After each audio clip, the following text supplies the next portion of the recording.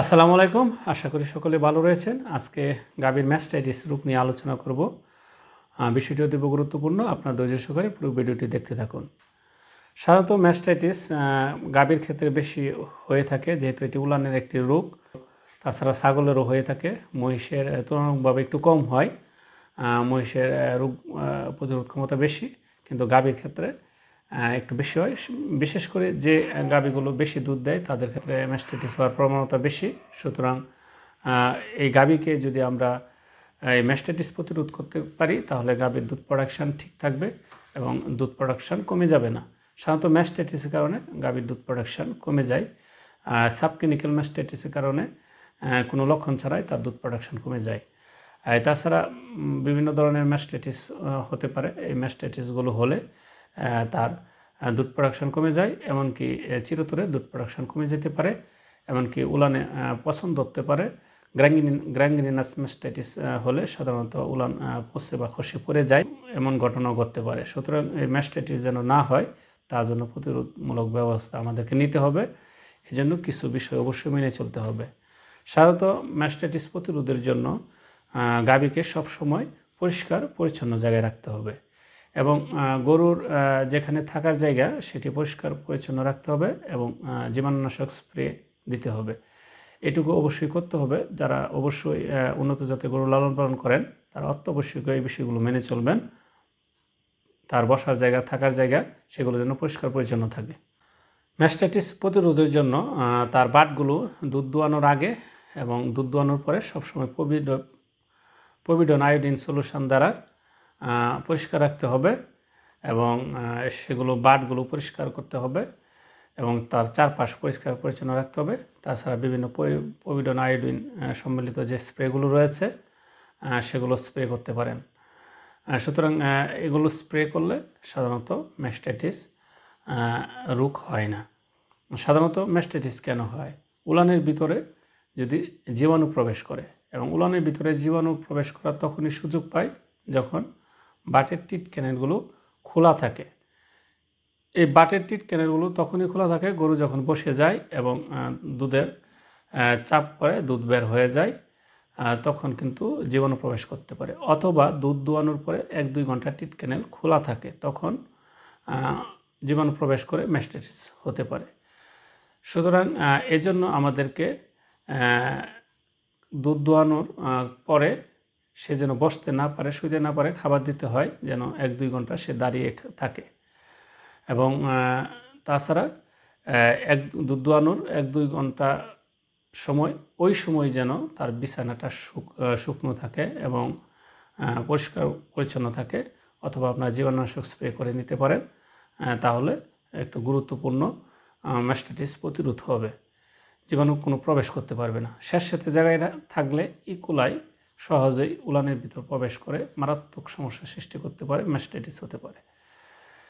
এজন্য আমাদেরকে এই বিষয়গুলো যদি আমরা মানি, পরিষ্কার পরিচ্ছন্ন রাখি, তাহলে ম্যাস্টাইটিস হবে না। ম্যাস্টাইটিসের জন্য এখন পর্যন্ত কার্যকর কোনো ভ্যাকসিন মাঠ পর্যায়ে আসেনি। সুতরাং আপনাকে প্রতিরোধমূলক ব্যবস্থা হিসাবে পরিষ্কার পরিচ্ছন্ন রাখতে হবে, পভিডন আয়োডিন দ্বারা সবসময় মুছতে হবে, পরিষ্কার রাখতে হবে।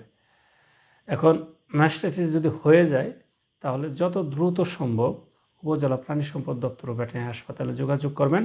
ভেটেরিনারি চিকিৎসকের পরামর্শে আপনারা অ্যান্টিবায়োটিক ব্যবহার করবেন।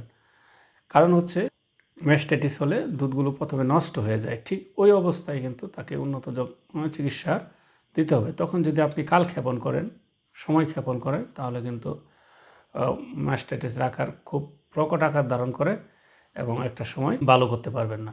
এজন্য দুধ যদি নষ্ট হয়ে যায় তাহলে দ্রুত চিকিৎসা দিতে হবে।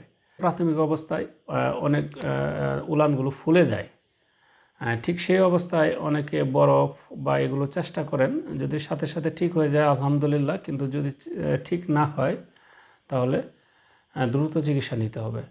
কারণ ম্যাস্টাইটিসে সাধারণত এই জীবাণুগুলো উলানের ভিতরে দ্রুত বংশবৃদ্ধি করে, যার কারণে আপনি যদি আজকে রাতে দেখেন তার একটু সমস্যা বা একটু ফোলা, পরবর্তীতে দেখবেন সকালে উঠে দেখবেন যে তার অনেক ফুলে গেছে। আবার সকালে যদি দেখেন অনেক ফুলে গেছে, বিকালে দেখবেন যে অনেকটা শক্ত হয়ে গেছে। এবং পরের দিন দেখবেন যে রক্ত বের হয়ে যাচ্ছে, পছন্দ ধরছে, অথবা পুরোপুরি শক্ত হয়ে গেছে। তো এই ধরনের সমস্যা যেন না হয়, দ্রুত চিকিৎসা নিতে হবে, যেহেতু ম্যাস্টাইটিসে যদি দুধ নষ্ট হয়ে যায় তাহলে মনে করতে হবে সেখানে ইনফেকশন হয়েছে, এবং তখন অ্যান্টিবায়োটিক ব্যবহার অবশ্যই করতে হবে ভেটেরিনারি চিকিৎসকের পরামর্শে। এই ক্ষেত্রে অবশ্যই আপনার কোর্স অনুযায়ী অ্যান্টিবায়োটিক দিতে হবে, কারণ কমপক্ষে 5 দিন অ্যান্টিবায়োটিক দিতে হবে। 2 দিন বা 1 দিন দিয়ে বন্ধ করে দিলে পরবর্তীতে ম্যাস্টাইটিস পুনরায় হওয়ার সম্ভাবনা থাকে। এই কারণে গুরুত্বপূর্ণ হচ্ছে যে আপনাকে 5 দিন কোর্সে অ্যান্টিবায়োটিক দেওয়া। এখন সেটি কোন ধরনের অ্যান্টিবায়োটিক, অনেক ধরনের জীবাণু দ্বারা কিন্তু ম্যাস্টাইটিস হতে পারে। ঠিক কোন ধরনের জীবাণু দ্বারা ম্যাস্টাইটিস হয়েছে সেটি কিন্তু একজন ভেটেরিনারি চিকিৎসক সেটি বুঝেই কিন্তু অ্যান্টিবায়োটিক ব্যবহার করবে। এক্ষেত্রে অনেকে ভুল করে হাই পাওয়ারের আপনারা অ্যান্টিবায়োটিক ব্যবহার করেন, আদৌ সেটি ম্যাস্টাইটিসের ক্ষেত্রে কার্যকর না। এগুলো ব্যবহার করার ফলে দেখা যায় যে অন্যান্য যে অ্যান্টিবায়োটিকগুলো সেগুলো রেজিস্ট্যান্ট হয়ে যায়, পরবর্তীতে গাভীটি নষ্ট হয়ে যায়, উলানটা ঠিক হয় না। সুতরাং এক্ষেত্রে সতর্ক থাকতে হবে। ম্যাস্টাইটিসের ক্ষেত্রে অবশ্যই সতর্ক থাকতে হবে। সাধারণত ম্যাস্টাইটিসের ক্ষেত্রে প্রাথমিকভাবে আপনার এমক্সিসিলিন জাতীয় গ্রুপ ব্যবহার করতে পারেন, জেন্টামাইসিন ইঞ্জেকশন ব্যবহার করতে পারেন, কিন্তু সেটা ভেটেরিনারি চিকিৎসকের পরামর্শে অবশ্যই আপনাকে ব্যবহার করতে হবে, তাহলে ভালো হয়ে যাবে। এবং আপনি যদি সঠিক টাইমে যদি সঠিক সময়ে চিকিৎসা দেন তাহলে কোনো ধরনের সমস্যা হবে না। যত দেরি করবেন তত খামারির লস, আপনার লস। কারণ হচ্ছে যে এগুলো দ্রুত বংশবৃদ্ধি করে এবং উলানের ভিতরে ফাইবোসিস হয়। ফাইবোসিস হচ্ছে যে শক্ত হয়ে যায়। এই শক্ত হওয়া অংশ আর কোনো দিন ঠিক হয় না। অর্থাৎ এই শক্ত হওয়া অংশটুকু তার যেগুলো ফাইবোসিস হয়ে যায়, একদম পার্মানেন্টলি শক্ত হয়ে যায়, সেখানে আর দুধ উৎপন্ন হবে না। অর্থাৎ আপনি যদি 20 লিটারের গরু থাকে এবং এইরকম ঘটনা ঘটে, তারপর দেখা যাবে সেই গরুটি 10 লিটারের উপর আর দুধ দিচ্ছে না। সুতরাং এভাবে কিন্তু গরুটির ম্যাস্টাইটিস ভালো হয়ে গেলেও তার দুধ প্রোডাকশন চিরতরে কমে যেতে পারে। সুতরাং ম্যাস্টাইটিস যেন না হয় প্রথম দিকে আমরা সেই বিষয়গুলো খেয়াল করব, এবং ম্যাস্টাইটিস হয়ে গেলে কোনো ধরনের আমরা কালক্ষেপণ করব না।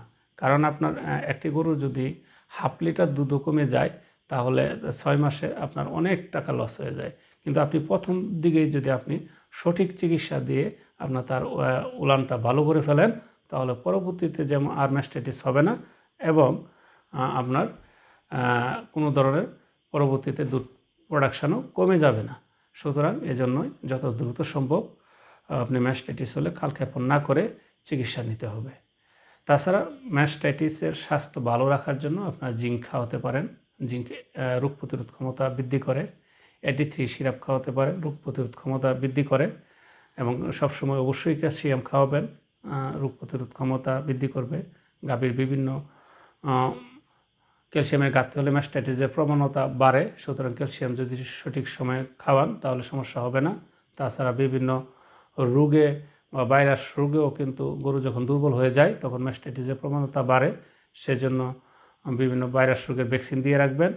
তাছাড়া এই ম্যাস্টাইটিস যেন না হয় সেজন্য পরিষ্কার পরিচ্ছন্ন অত্যন্ত জরুরি, পরিষ্কার পরিচ্ছন্ন রাখবেন। ম্যাস্টাইটিস হলে আপনার দুধ প্রোডাকশন কমে যেতে পারে, ম্যাস্টাইটিস হলে আপনার গাভীর উলানটিও নষ্ট হয়ে যেতে পারে। সুতরাং আপনি অবশ্যই সবসময় খেয়াল রাখবেন যেন ম্যাস্টাইটিস না হয়।